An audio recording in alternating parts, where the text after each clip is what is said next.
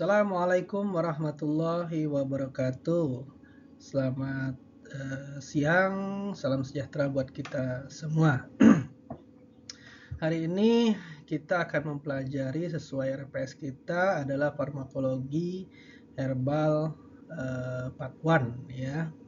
Nah, saya membuat rekaman video ini ya untuk backup ya, karena saya akan berangkat ke Solo ya, karena ada undangan dari Kemenkes, Konsil dan Kolegium ya. Jadi tanggal 2-3 itu acaranya, sehingga saya akan berangkat tanggal 1 dan pulang tanggal 4. Nah, kebetulan saya akan membawa kendaraan ya, jadi sehingga khawatir saat hari Kamis itu tanggal 4 saya masih di jalan ya. Jadi saya membuat video ini untuk pembelajaran.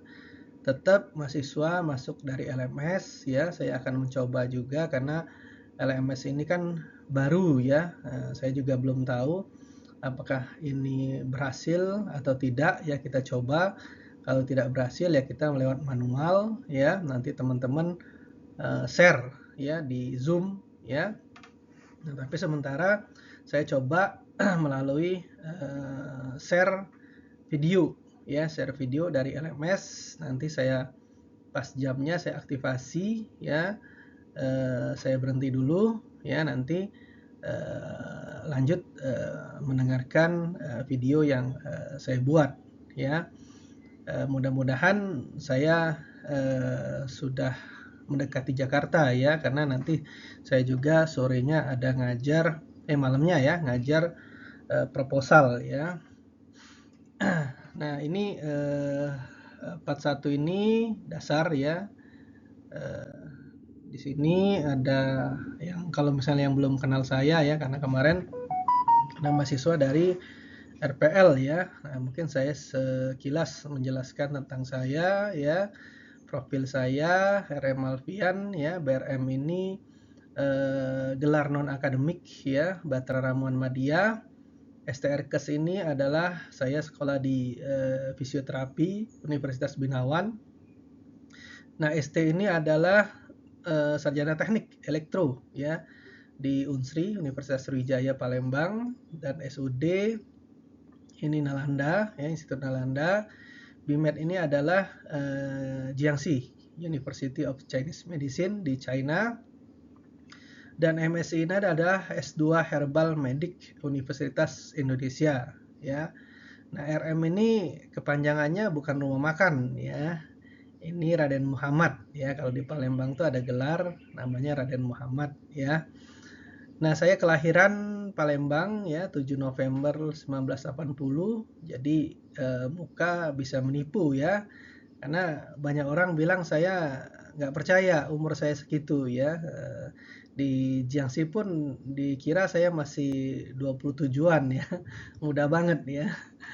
Nah, ini tadi sudah saya jelaskan ya profil kuliah saya. Nah, sekarang saya sedang mendaftar ya untuk S3 ya. Mohon doanya agar S3 saya selesai ya. Nah, ini juga saya sebagai master penguji ya. Saya ketua LSK Batra Ramuan ya, terus juga saya banyak mengikuti seminar, workshop ya, IO, panitia ya. Nah, saya juga sebagai ketua umum diamanahkan profesi kesintasan tradisional. Saya juga narasumber di Radio Rasil 729 AM dari tahun 2012 sampai sekarang. Nah, terus juga saya dosen ya di Institut Nalanda, sekarang menjadi Kaprodi ya. Terus juga saya juga ngajar di Stikes Sismadi. Saya juga kepala Biro Jakarta Timur ya, media online Versa News ya. Terus juga saya sering membuat buku dan jurnal ya, artikel dan lain-lain ya. Itu sekilas tentang saya ya. Nanti kalau misalnya mau menghubungi ini nomor telepon saya ya. Nanti juga biasanya di akhir kuliah kalau ada praktek, kita praktek di tempat saya biasanya ya, karena teman-teman pada minta untuk praktek di tempat saya ya, karena pengen tahu offline itu bagaimana. Jadi yang berkesempatan silakan ya gabung di offline ya. Baik, kita mulai kuliah kita hari ini ya, prolognya cukup ya. Nah, farmakologi ya, apa sih farmakologi ini ya? Farmakologi itu berasal dari kata farmakon dan logos ya. Farmakon itu obat atau racun ya. Jadi bisa menjadi obat, bisa menjadi racun ya. Logos itu ilmu yang mengenai ya atau yang mempelajari ya. Jadi kesimpulannya ini adalah ilmu yang mempelajari atau mengenai pengaruh senyawa terhadap sel hidup ya, boleh manusia, boleh hewan, boleh sel lain ya, boleh sel ya maksudnya ya. Nah, lewat proses kimia ya, khususnya lewat reseptor. Nah, tubuh kita nih ada reseptor ya, banyak reseptor ya. Nah, dia akan berikatan ke reseptor dulu ya.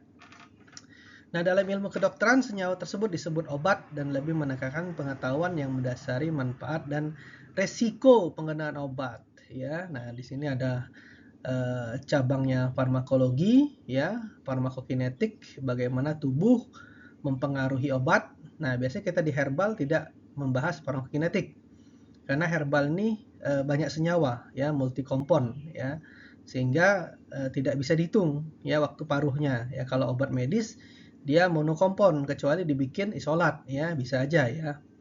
Nah, ini farmakodinamik, jadi kita belajarnya bagaimana obat mempengaruhi tubuh atau manfaat obat tersebut ya, luarannya ya.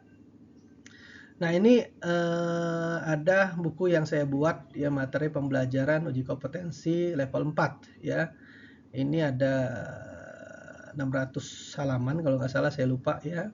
Ada edisi cetak baru juga ya, tapi belum sempat saya cetak, tapi sudah direvisi ya. Nanti juga saya akan buat buku Tuina. Jadi buku yang saya buat sendiri itu ada ilmu dasar pembuatan jamu, terus uji kompetensi.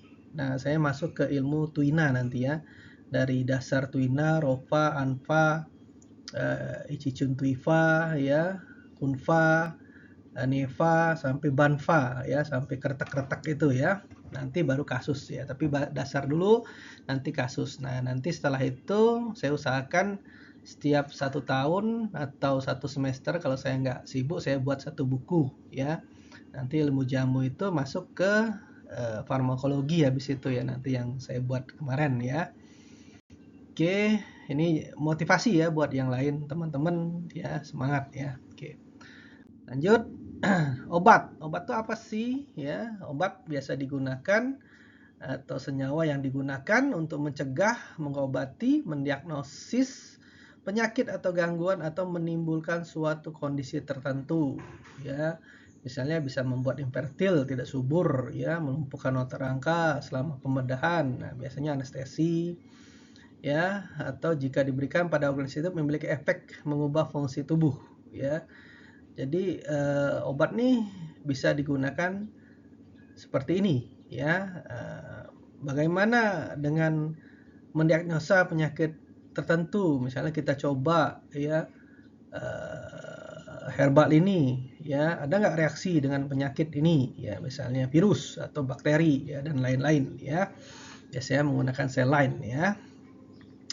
Nah, ini ada perubahan fungsi tubuh berguna untuk mengobati penyakit ya, terapeutik atau dapat menyebabkan bahaya atau penyakit toksisitas. Nah, makanya kita sebelum uji manfaat itu harusnya uji toksisitas ya. Nggak bisa orang ujuk-ujuk tahu-tahu ujinya langsung uji manfaat ya. Kalau di Indonesia harus uji toksisitas dulu. Makanya banyak orang bilang herbal berbahaya ke ginjal, ke hati ya.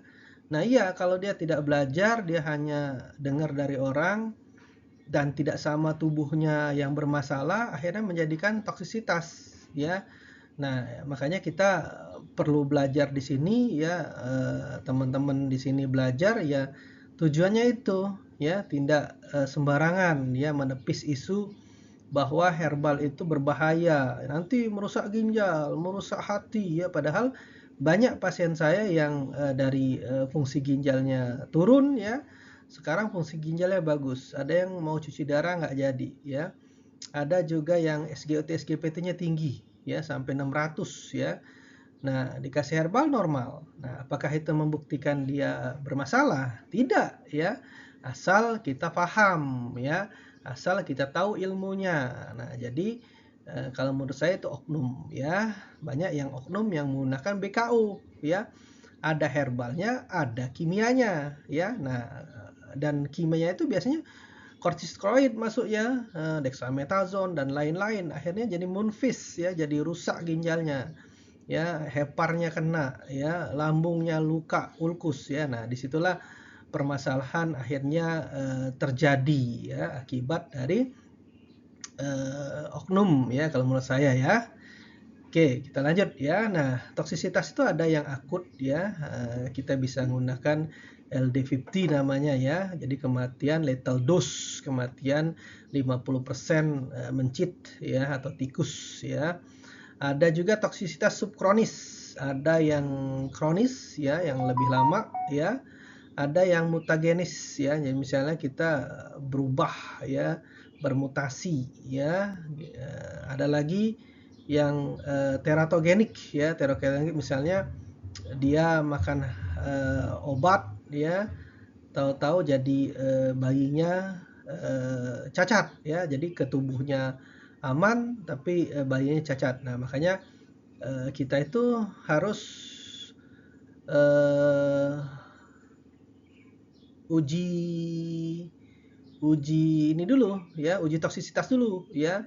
Jadi uji toksisitas itu dari awal, ya, nanti biasanya ke sel lain dulu, ya, baru ke preklinik, ya, ke hewan, ya. Nah, kalau ke sel lain tidak ada menimbulkan masalah, ya. Nah, biasanya sebelumnya itu biasanya kita uji toksisitas dulu, ya. Uji toksisitas paling kecil itu biasanya ke mencit, ya, ke tikus, ya. Nah, kalau misalnya kita coba uji manfaatnya biasanya kita ke sel lain dulu, ya. Sel lain, preklinik, baru uji klinik, ya. Tapi sebelum uji preklinik sel lain dan hewan dan klinik manusia itu akan uji toksisitas, ya. Nah, uji toksisitas tadi biasanya ke yang paling kecil dulu, ya, mencit, tikus, kelinci, sampai ke monyet, ya, bisa juga, ya. Nah, tadi akut dulu, ya, yang awal dulu, terus yang menengah, subkronis, baru yang kronis, ya. Nah, dilihat lagi nanti ada fase 1, fase 2, fase 3, fase 4, ya. Adakah masalah, ya? Nah, tadi menyambung teratogenik tadi, ya, saya cerita itu menyambung teratogenik sebenarnya, ya. Nah, ada yang pas dicoba semua aman semua sampai ke manusia yang mengkonsumsinya aman, tahu-tahu anaknya yang bermasalah, ya. Dulu ada heboh obat Talidoni, ya, kalau nggak salah, ya, saya lupa juga, ya. Nah, itu akhirnya cacat di anaknya ternyata, ya, anaknya yang mengalami eh, cacat habis konsumsi obat tersebut, ya. Nah, ada lagi bersifat karsinogen, ya, bersifat racun, ya. Nah, ini juga harus kita hati-hati, ya. Nah, kayak misalnya ada herbal yang mengandung imunitas, kita lagi flu batuk, ya, kita perlu imunitas, ya, seperti meniran dan jintan hitam, ya, atau dikenal habatus soda. Nah, ternyata digabung itu bisa menjadikan hepatotoksik, ya, toksik di hati, ya. Nah, makanya kita belajar di sini harus mengetahui, ya, alurnya, jalurnya, ya. Jadi teman-teman tidak sembarangan, ya. Jadi teman-teman memahami, ya, oh begini, ya, gitu. Nah, ini tadi obat herbal setelah kita uji toksisitas tadi. Nah, obat herbal ini ada uji preklinik, ya, ada uji klinik, ya. Nah, uji toksisitas, ya, baru ke in vitro, in vivo. Ini mestinya ke sebelah kanan, ya. Nah, jenisnya ada in vitro itu biasanya ke sel line, ya, atau ke hewan yang in vivo, ya. Nanti baru uji klinik ke manusia, ya. Nah, uji manfaat, tapi kita akan uji toksisitas dulu biasanya, ya, baru uji manfaat, uji farmakodinamik, ya. Nah, baru kita lihat lagi nanti ya, ada fase 1, fase 2, fase 3. Fase 1 itu kurang dari 100, fase 2 itu lebih dari 100, fase 3 tuh ribuan, puluhan ribu ya. Fase 4 nih sampai ke post marketing ya, yang sudah disebar ke mana-mana. Makanya kadang-kadang ada yang pas bermasalahnya di fase 4 ya. Itu. Nah, seperti waktu imunisasi juga kan ya. Nah, pas ketahuannya sudah disebar ya, malah bermasalah, bisa menjadi pengentalan ya, waktu ada informasi di berita itu ya.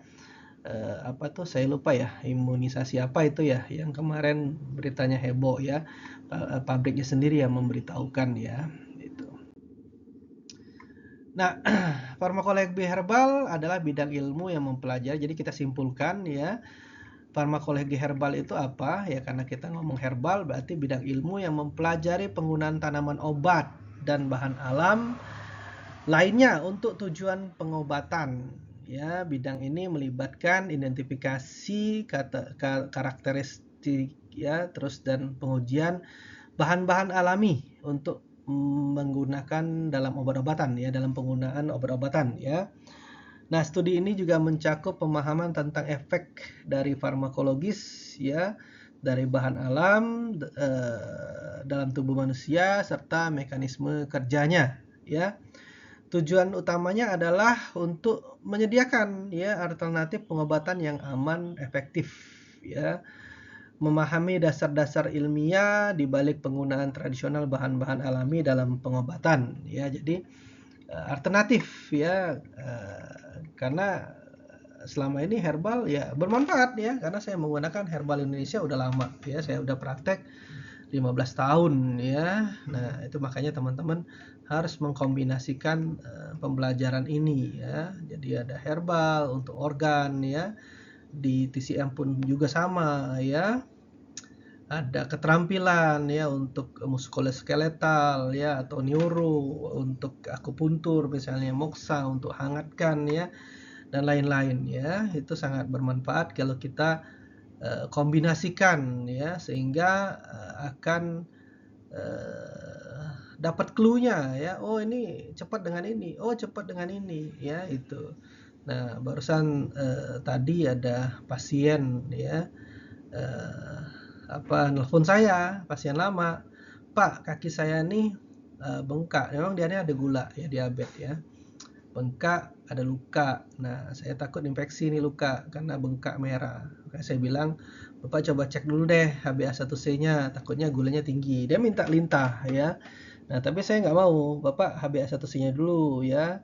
Nah, nanti saya lihat kondisinya, perlu dilintah atau yang lain ya. Karena kalau HbA1c tinggi ya, kita buat luka baru ya, apalagi lintah itu luka terbuka ya, takutnya infeksi sekunder ya.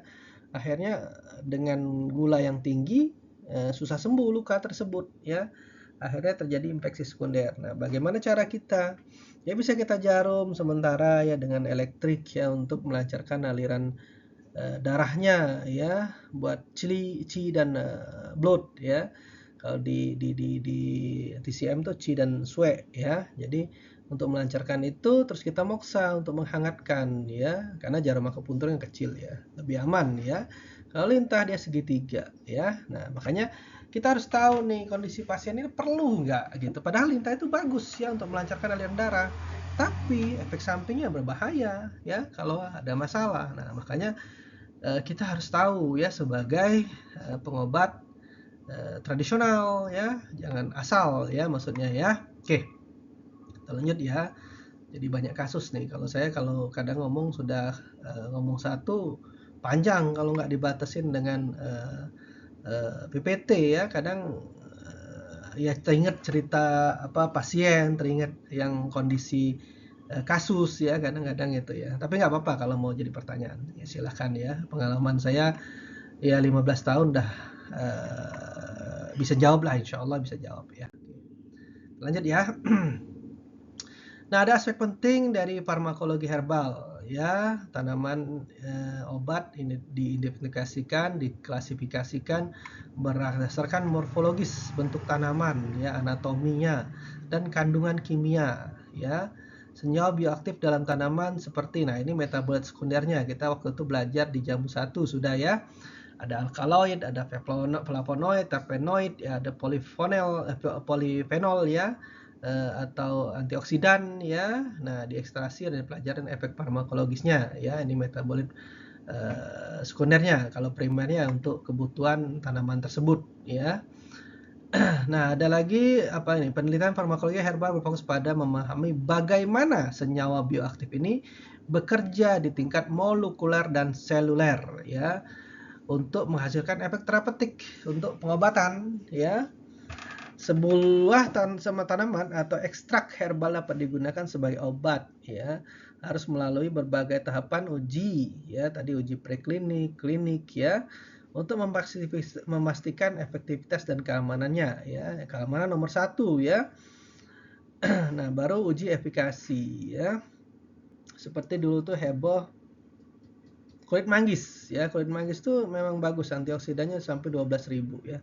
Tapi jangka panjang menjadikan naik SGT-SGPT-nya ya. Makanya teman-teman juga harus tahu ya itu ya. Jadi bukan hanya kita promosi manfaat, tapi kita juga harus tahu toksisitasnya ya. Nah, ini ada penting memahami potensial nah, kita juga harus tahu ya, ada interaksi herbal dengan herbal, herbal dengan obat ya, herbal dengan makanan ya. Kayak tadi herbal dengan herbal ya.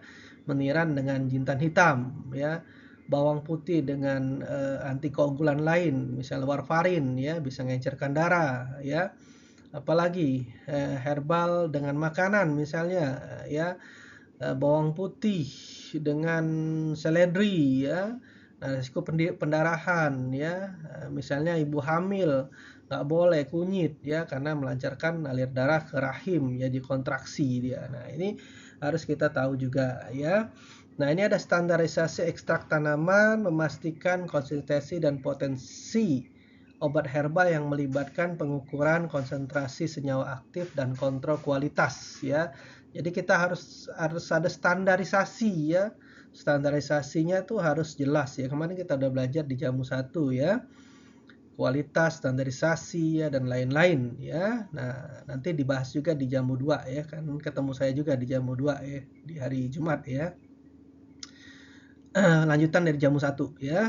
Nah, makanya memang enak kalau kita belajar dari satu dosen ya, jamu 1, jamu 2 dan farmakologi. Jadi nyambung ya, maksudnya tidak loncat sana loncat sini ya. Jadi dia nyambung ya itu. Nah, penelitian farmakologi herbal juga mencakup studi ya toksisitas tadi ya, keamanan penggunaan jangka panjang ya, sampai post marketing tadi ya, udah dijelaskan di awal tadi ya. Nah, sumber perolehan herbal ini dari mana? Ya, dari obat tradisional buatan sendiri atau tanaman obat keluarga. Ya, kemarin teman-teman ada yang main ke sini ya, Bu Sinta, si apa lagi? Maulana, ada Delvi ya, ada Pak Heriadi ya, siapa lagi ya? Bu Yanson ya, kalau nggak salah ya, saya lupa ya.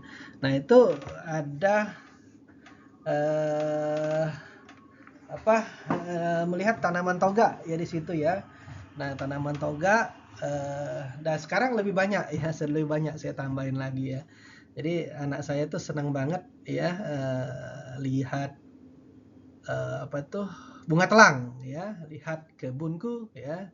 Nah, itu bunga telang itu tiap hari itu muncul ya, sama cabai ya.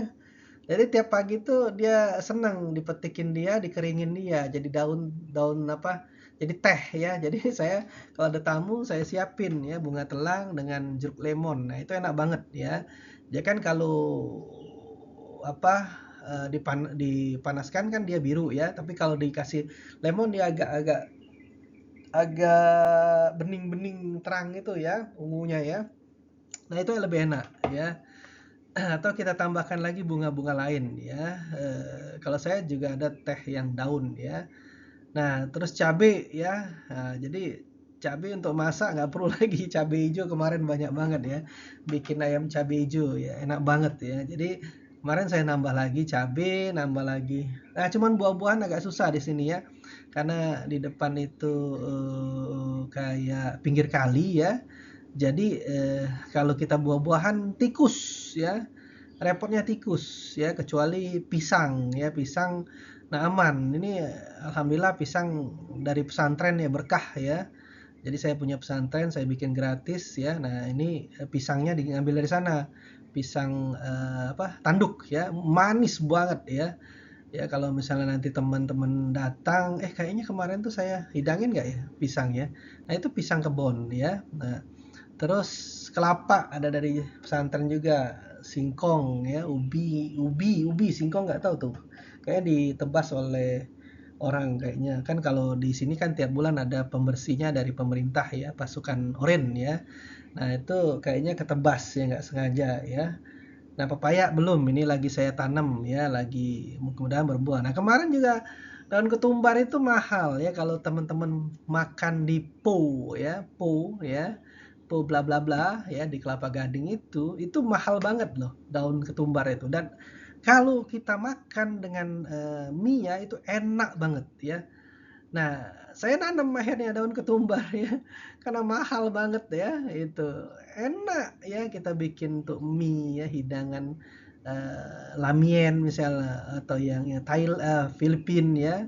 Nah, itu enak banget ya itu ya. Coba kalau ada tempat atau space ya itu bisa dibuat untuk tanaman-tanaman ya. Jadi mungkin sekarang udah 100 lebih ya tanaman di eh, lingkungan rumah saya ya. Nanti kalau bisa hadir ya nanti kita offline ya silahkan ya. Oke, itu untuk menunjang kita belajar ya itu ya kepedulian saya terhadap teman-teman ya karena itu tidak ada fee atau ongkos ya dari kampus ya. Ini kepedulian saya terhadap teman-teman ya. Jadi sekalian ngajar ya. Nah, itu ada SKS dari ngajar ya. Nah, dialihkan ke situ ke teman-teman ya untuk kita praktek offline ya. Oke.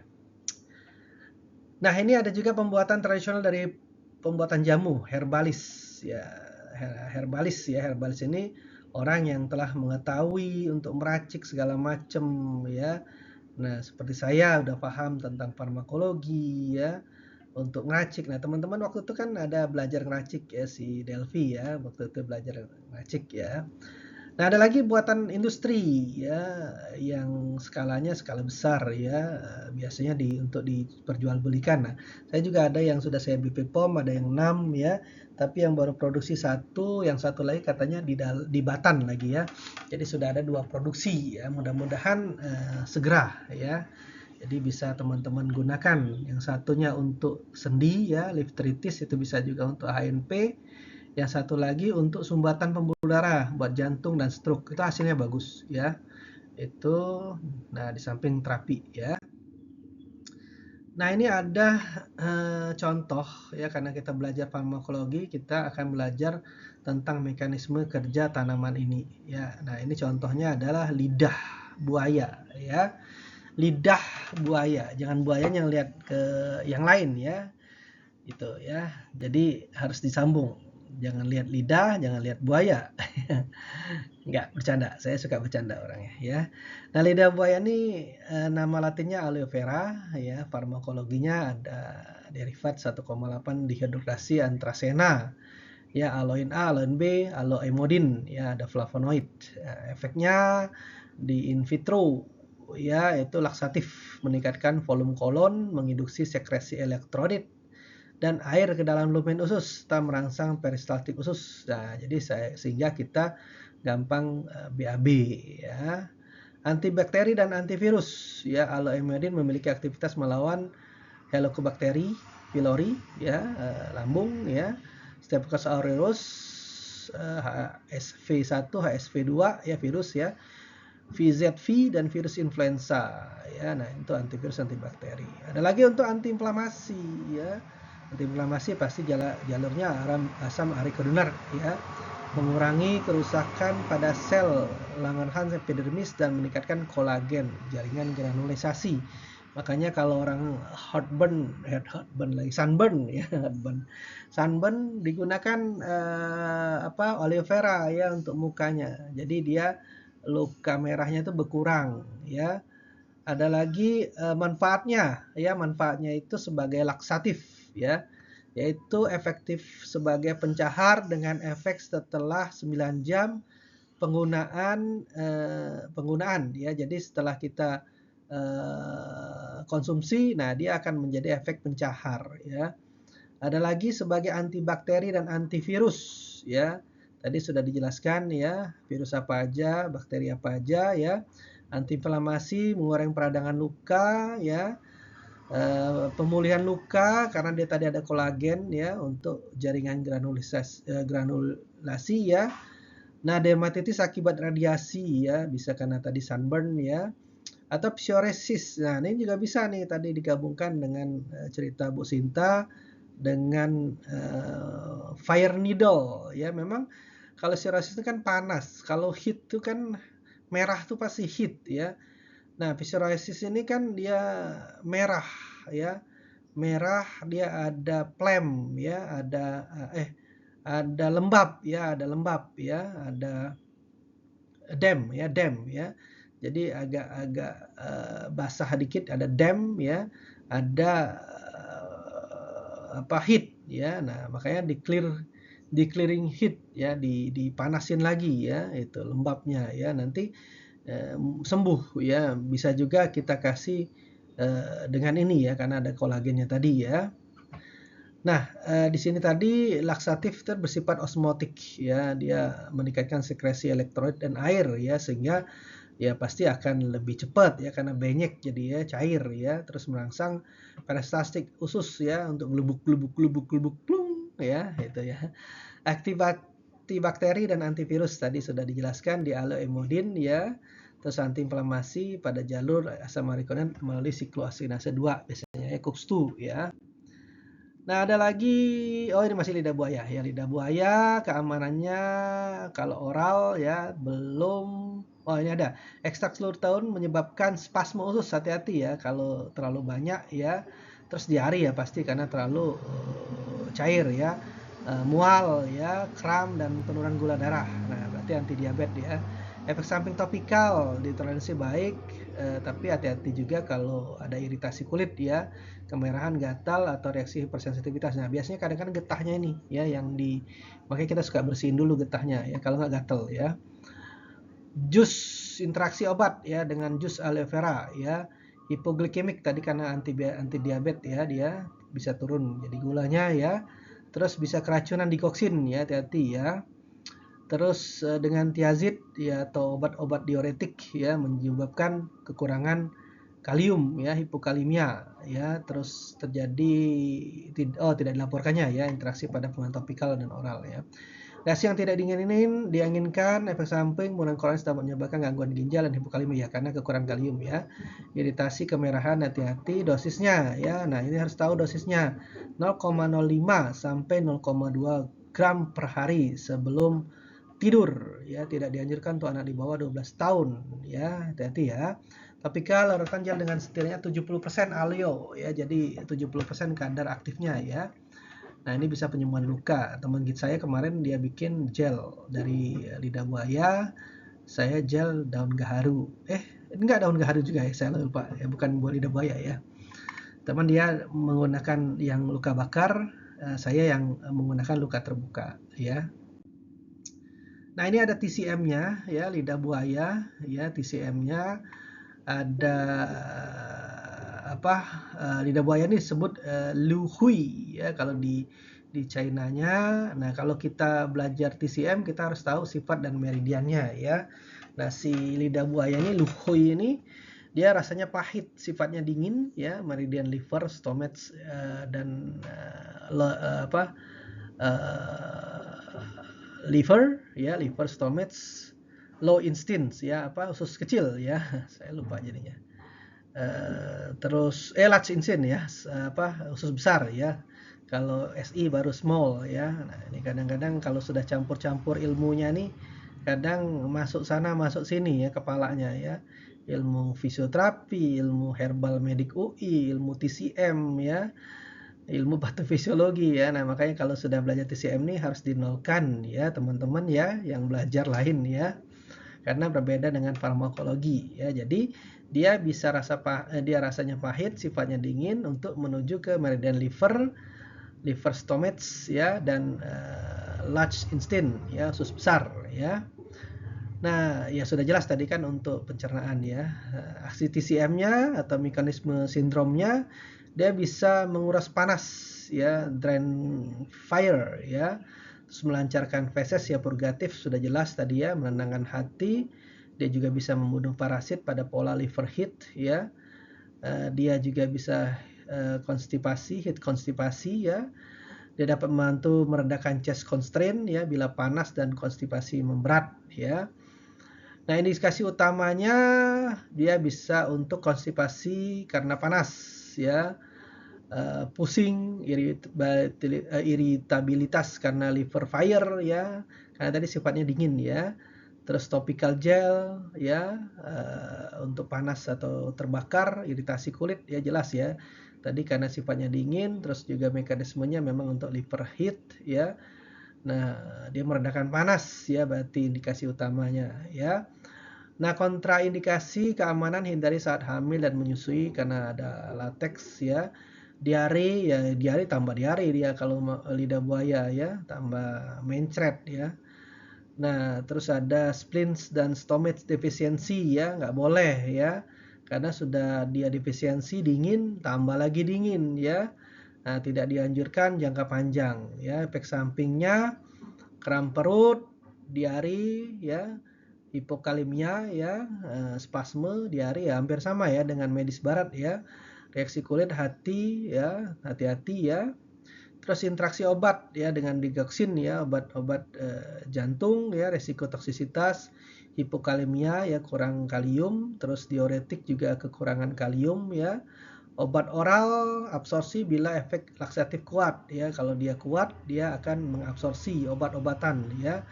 Antidiabetik karena dia menurunkan gula ya. Dosis pada TCM Luhui ini ekstrak atau serbuknya 1,5 sampai 4,5 gram ya. Ini kayaknya serbuk ya, kalau ekstrak terlalu tinggi kalau gram ya, miligram kalau ekstrak. Ini serbuk ya maksudnya ya. Nah, pil atau powder, bukan rebusan ya. Nah ya, tulisannya kan pil atau powder, bukan rebusan karena ekstrak kalau rebusan ya. Terus gel atau jus ya, bisa dibikin gel atau jus ya. Oke, nah ini ada lagi jahe ya. Jahe udah pada tahu ya, Zigmund officiali ya. Nah, ini farmakologinya mengandung minyak esensial 1-3% ya. Purgen principle ya, 1-2,5% gingerol dan sagol ya kandungan dia ya. Manfaatnya efektif untuk mual dan muntah karena motion sickness, mabuk perjalanan ya. Makanya orang suka makan permen jahe ya, tapi jahe ini juga hati-hati kalau sering-sering heartburn bisa ya, luka pada lambung ya. Nah, ada lagi penggunaan pada nausea pasca operasi ya, dan akibat kemoterapi bersifat inkolusif ya. Uji primer menunjukkan efektivitas migrain ya. Potensi antiinflamasi melalui penghambatan siklooksigenase dan lipooksigenase menghambat sintesis prostaglandin dan leukotriene ya, berarti antiinflamasi udah jelas ya. Mekanisme kerjanya, motion sickness, studi klinis menunjukkan bahwa dosis 500 mg ginger 2 jam sebelum perjalanan mengurangi gejala motion sickness ya.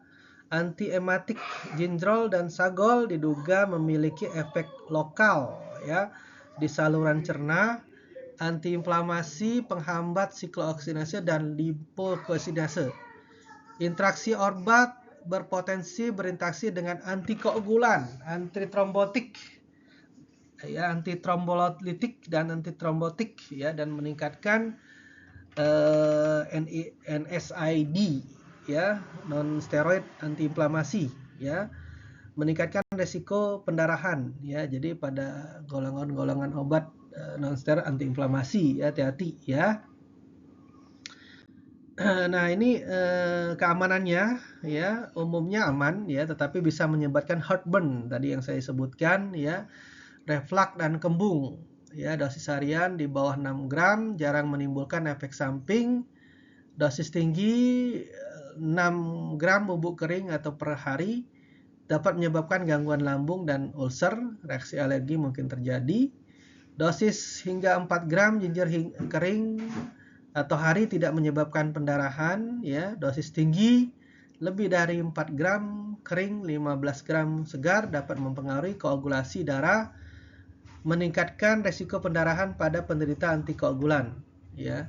Reaksi yang tidak diinginkan di in vitro menunjukkan efek mutagenik dan embryotosit, ya, pada tikus hamil, ya. Jadi pada in vitro, ya, ini ada mutagenik, dan pada in vivo dia akan menjadi toksisitas bagi embrionya, ya, saat hamil, ya. Penggunaan hati-hati pada wanita hamil, hindari dosis lebih dari 2 gram per hari.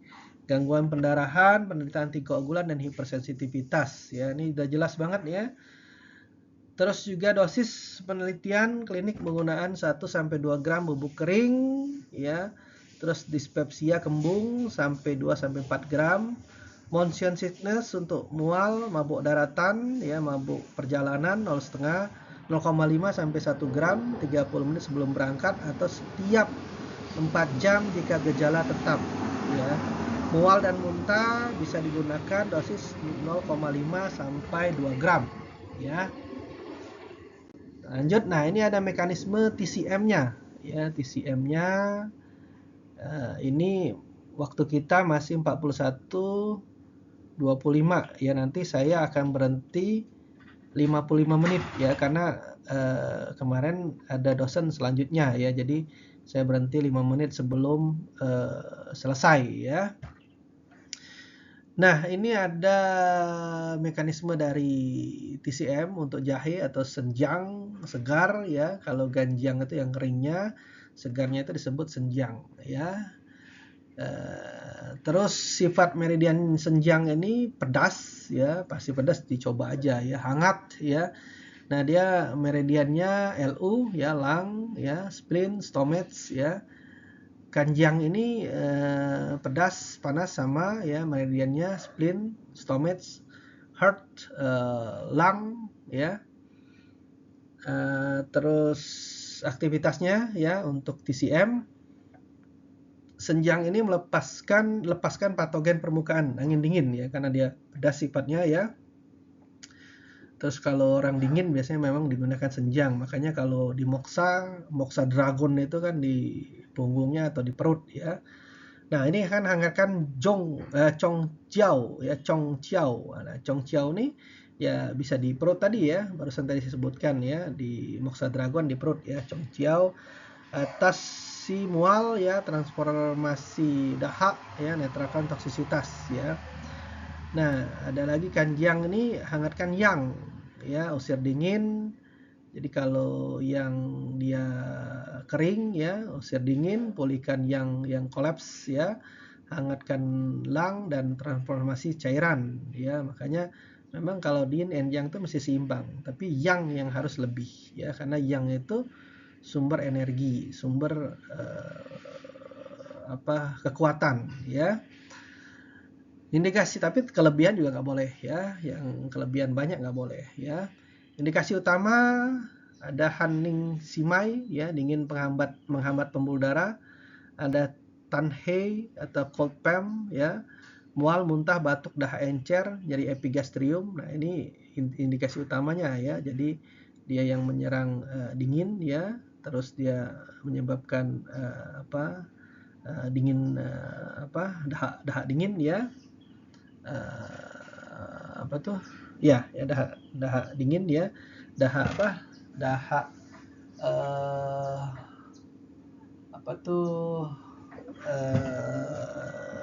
ke paru-paru, ya. Nah, kok saya jadi lupa, ya, itu, ya. Makanya tadi masih nginget yang farmakologi, ya.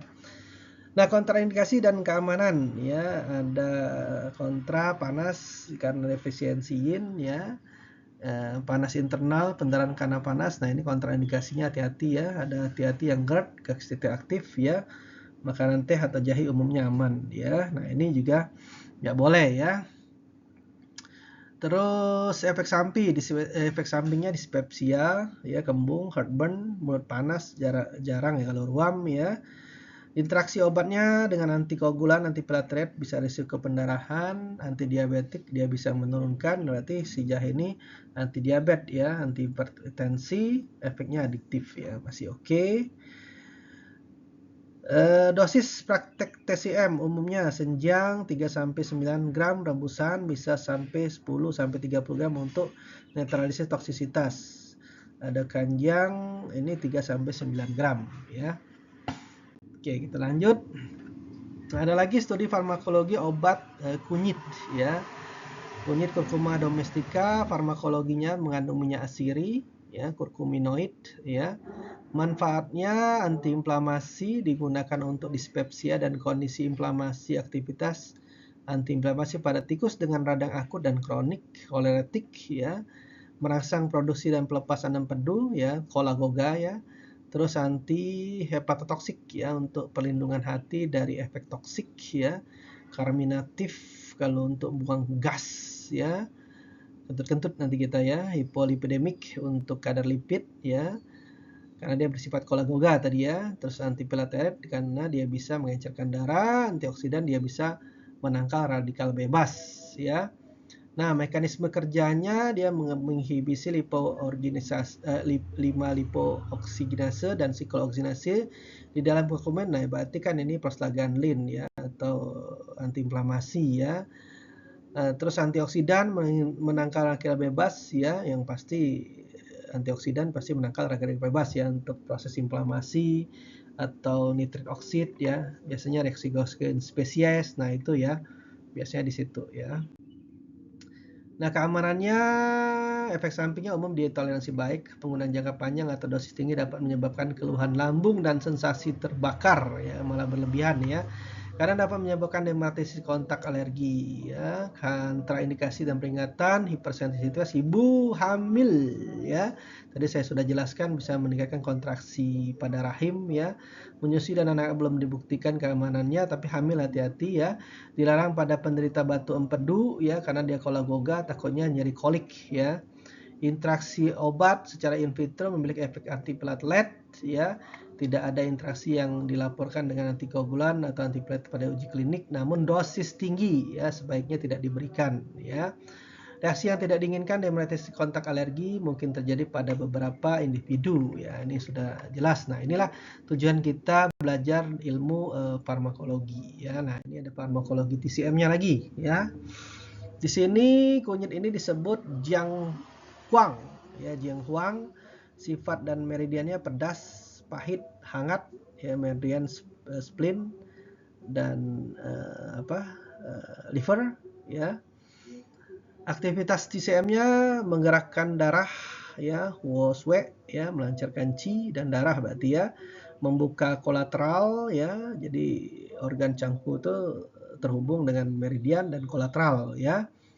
Analgesik mengarah ke lengan atas ya, bagian nyeri bahu, dada, pola qi dan swe stagnasi termasuk yintong dan chest B ya. Jadi untuk nyeri juga bisa ya. Kalau sudah B sindrom ini nyeri biasanya ya. Nah, dia bisa melancarkan aliran darah, qi dan swe ya. Terus bisa untuk nyeri bahu, dada ya. Terus stagnasi ya, terus sindrom B ya. Indikasi utamanya nyeri dada, bahu akibat stasis darah ya. Aminore nyeri haid karena stasis ya. Nah, bisa untuk haid ya, di herbal Indonesia juga haid juga bisa digunakan kunyit asam ya, ternyata sama dia untuk stasis ya. Nah, ini yang kita belajar TCM dengan ini ketemu akhirnya ya. Makanya saya senang banget ya, saya tambahin kemarin ide teman-teman kemarin belajar. Akhirnya saya mikir ya, oh ya bisa juga saya kombinasikan dengan belajar gini. Jadi saya sambil belajar lagi, gali lagi ya, saya pola ya. Nah, nanti dapat itu ya. Rigiditas bahu, jadi kalau orang-orang untuk masalah di bahu bisa digunakan ya kunyit ya, selain untuk stasis darah dengan nyeri haid ya. Kontraindikasi, hati-hati ibu hamil ya, karena penggerak darah kuat ya. Nah, ya sama kayak di farmakologi ya, pendarahan aktif, sinjua panas, batu empedu, karena hati kolagoga ya, hati-hati ya, hampir sama ya. Efek samping dispepsia, mual, jarang hepatositas pada ekstradosis tinggi. Interaksi obat, ya tadi karena dia ngencerkan darah, hati-hati pendarahan. Nah, dia bisa menurunkan diabetes juga. Terus dia bisa memodulasi enzim CYP ya, tapi masih ringan di hati ya CYP ini ya. Dosis 1 TCM, jinghuang, rebusan 3-9 gram. Ekstraknya kering ya 500-1000 mg per hari ya, sesuai klinis ya. Nah, ini ada lagi studi teh hijau ya. Teh hijau ini farmakologinya Camellia sinensis ini bervariasi tergantung iklim ya, cuaca, usia daun dan tempat penanaman. Bagian yang digunakan yang sangat mudah, pucuknya biasanya mengandung antioksidan ya. Teh hijau mengandung 6 kali lebih banyak antioksidan dibandingkan teh hitam ya. Polifenol teh hijau termasuk epigallocitecin 3, galaten, EGCG ya. Terus EGC ya, terus ECG yang ketiga dan epitacin. Nah, tapi dia mengandung tanin ya, memberikan efek anti diare, dan tanin ini kadang-kadang bikin mual ya, mengabsorpsi nutrisi besi ya. Nah, hati-hati ya penggunaannya ya. Kafein, teofilin, trombopin memberikan efek stimulasi pada sistem saraf pusat dan meningkatkan sekresi asam lambung. Nah, ini juga hati-hati tanin ya. Bisa mual ya orang masalah lambung, jangan kopi teh ya. Manfaat antioksidan melalui kandungan polifenol, terutama tadi EGCG ya. Pertumbuhan bakteri baik melalui polifenol meningkatkan pertumbuhan lactobacilli dan bifidobacter spesies ya, menghambat bakteri penyebab karies seperti Staphylococcus mutan dan Staphylococcus salivarius ya, menghambat pertumbuhan Helicobacter coli melalui aktivitas fungi ya dan bakteri ya terhadap beberapa mikroorganisme dengan jamur dengan bakteri ya. Menurunkan sari daun teh hijau menurunkan penurunan kadar kolesterol. Nah, dia bisa untuk hiperlipidemia ya, kolesterol total, LDL dan trigliserid ya. Nah, ini ada mekanismenya. Dia sebagai antioksidan melalui polifenol, SGCG memberikan efek antioksidan. Stimulasi sistem saraf pusat melalui kafein, teofilin, termomin memberikan efek stimulasi pada saraf pusat. Sari seduhan teh hijau memiliki efek hipoglikemik ya. Hati-hati untuk orang yang diabetes ya. Keamanan umumnya aman, namun dosis lebih dari 300 mg dapat menyebabkan gaya seperti mudah tersinggung, insomnia, palpitasi, dan lainnya. Nah, hati-hati kalau lebih ya, nanti bad mood dia ya. Hiperradikalisasi, iritasi lambung pada individu konsumsi berlebihan ya. Interaksi obat, tanin dalam teh hijau dapat menghambat absorpsi obat alkali ya. Reaksi yang tidak diinginkan, gejala efek samping seperti sakit kepala, diuresis ya, dan hilang nafsu makan. Dosisnya 300-400 mg polifenol per hari. Ekstrak tehnya 300-400 mg 80% polifenol ya. Teh hijau kering mengandung 8-12 polifenol. Satu cangkir teh mengandung sekitar 50-100 mg polifenol. Nah, tinggal kita sesuaikan ya. Sorry tadi keputus ya, saya tadi nggak ngerti juga kenapa masalah ya, karena baru juga saya nyoba merekam seperti ini ya. Teh hijau ini tadi namanya kalau di TCM liu cha ya, cha, he cha, cha ye ya, cha ini teh ya. Kalau teh susu new cha, cha new ya. Sifatnya meridian new nai ya, susu tuh ya. Oke. New nai cha ya, saya salah tadi ya. Sifat meridian pahit, manis, dingin. Meridian heart, stomach, lung ya, sering juga di liver ya. Aktivitasnya dia bisa clear heat ya, membersihkan panas, menenangkan kepala dan mata, memuaskan haus, diotik ringan, transformasi dem, phlegm ya, dahak lembab ya, lembab dahak ya, bantu panas gelisah pada pola tan heat atau dem heat ringan ya. Indikasi utamanya haus, sakit kepala, mata merah karena panas ya. Nah, ini bisa untuk menurunkan dingin tadi ya. Dem phlegm ringan sebagai ajuvan metabolik untuk tambahan, kontraindikasi dan keamanan, spleen stomach defisiensi dingin. Nah, hati-hati ya. minum saat perut kosong, hati-hati insomnia ya, karena kafein, kehamilan, batasin anemia zat besi karena absorpsi ya, tadi saya sudah sebutkan di awal ya. Ya, mirip dengan farmakologi, efek sampingnya palpitasi, gelisah, insomnia, susah tidur nanti kalau yang nggak biasa ya. Tapi kalau udah biasa nggak ada masalah biasanya ya. Risiko hepatotoksik kalau jangka panjang dan dosisnya pekat ya. Interaksi obat, ini hati-hati menurunkan kadar nadolol ya, zat besi ya, menurunkan stimulasi stimulan ya, kafein, warfarin ya, pengencer ya, biasanya seduh, rendah vitamin K tapi tetap hati-hati ya. Terus antagonis berlawanan dengan bortezomib ya. Terus dosisnya seduhan 2-3 gram daun, terus cup ya 1-3 cangkir per hari. GCG suplemen 300-500 mg ya, monitor hepatotoksik ya. Kita ini dikit lagi waktunya, jadi saya agak kejar dikit ya. Nah, catatan klinis antikoagulan, antiplatelet, jahe, kunyit dapat meningkatkan risiko pendarahan. Pantau bila memakai aspirin, clopidogrel, warfarin, dan ini pengencer darah ya. Fungsi hati, ekstrak teh hijau dan kurkumin kadang memacu gangguan hati. Gunakan dosis moderat, hentikan bila ada gejala hepatoksit. Elektrolit dan jantung, lidah buaya ya dapat menurunkan kalium, risiko aritmia pada penggunaan dikoksis, diuretik, dan dianjurkan penggunaan kronis. Endokrin metabolik, jahe, kunyit menurunkan glukosa, hati-hati diabetes. Terus gastroesophageal, jahe, nah ini heartburn ya, jadi GERD ya, hati-hati ya. Nah, jadi ini catatan klinis ya, untuk hati-hati. Nah, ini sudah kelebihan 1 menit kita ya. Oke, habis. Terima kasih teman-teman, nanti tolong dibantu ketua kelasnya untuk masuk LMS. Nanti saya masukkan juga di kuliah kita, LMS kita, semoga berhasil. Terima kasih teman-teman, selamat sore. Salam sejahtera buat kita semua. Wabillahi taufiq wal hidayah. Wassalamualaikum warahmatullahi wabarakatuh. Cai Chen.